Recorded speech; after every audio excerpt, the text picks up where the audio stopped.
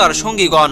অস্ত্র পাচারের সময় ব্যবহার করলেন জান্নাতের সোনার স্তরী, পানি ছিল জমজমের, যার দ্বারা হৃৎপিণ্ডকে ধুয়ে পরিষ্কার করলেন। পরে সেটাকে যথাস্থানে সংযোজন করলেন ফেরেশতাগণ। সাথী বালকদের নিকট হতে এ সংবাদ শ্রবণ করে মা হালিমা রাদিয়াল্লাহু তাআলা আনহু স্বামী সহ দৌড়ে এলেন। তারা তাকে গৃহে নিয়ে এসে সেবা করে সুস্থ করলেন। এই বক্ষ বিধানের ঘটনা দেখে মা হালিমা রাদিয়াল্লাহু তাআলা আনহু তার স্বামীকে বললেন, আমার কেমন জানি ভয় হচ্ছে, কোনো কিছু হবার পূর্বেই ওকে নিয়ে জননীর নিকটে দিয়ে এসো। হযরত মুহাম্মদ সাল্লাল্লাহু আলাইহি ওয়াসাল্লামকে নিয়ে মা হালিমা রাদিয়াল্লাহু তাআলা আনহু ও তার স্বামী মা আমেনার কাছে নিয়ে এলেন। বিবি আমেনা জিজ্ঞেস করলেন, ওকে রাখার জন্য আপনার এত শখ ছিল, তার ভালো মন্দের জন্য এত উদ্বিগ্ন ছিলেন, তাহলে আজ ওকে নিয়ে এলেন কেন? তিনি উত্তরে বললেন, আল্লাহ ওকে বাঁচিয়ে রেখেছেন, না জানি ওর কোনো অসুখ হয়, এর জন্য নিয়ে এলাম যে এখন আপনার ইচ্ছা মতো তাকে দেখে শুনে রাখুন। বিবি আমেনা বারবার জোর করলেন যে তার বাচ্চার কি হয়েছিল।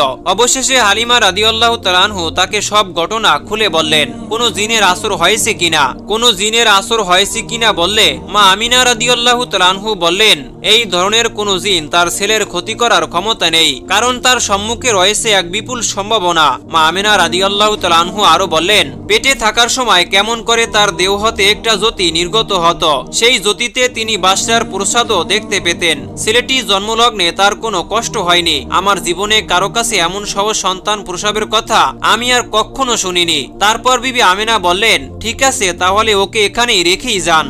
সেই তিনিই ছিলেন আমাদের দয়ার নবী এবং মায়ের নবী হযরত মুহাম্মদ সাল্লাল্লাহু আলাইহি ওয়াসাল্লাম। আর সেই মহামানবের ওই উম্মত আমরা কোনো কিছু না পেলেও শুধুমাত্র এতটুকুর জন্যই নিজেকে গর্ব করব। আল্লাহ পাক রব্বুল আলামিনের কাছে এই দোয়াই করি, তিনি যেন আমাদেরকে মুহাম্মদ সাল্লাল্লাহু আলাইহি ওয়াসাল্লামের নির্দেশ মোতাবেক চলার তৌফিক দান করেন। সকলেই কমেন্ট বক্সে লিখুন আমিন।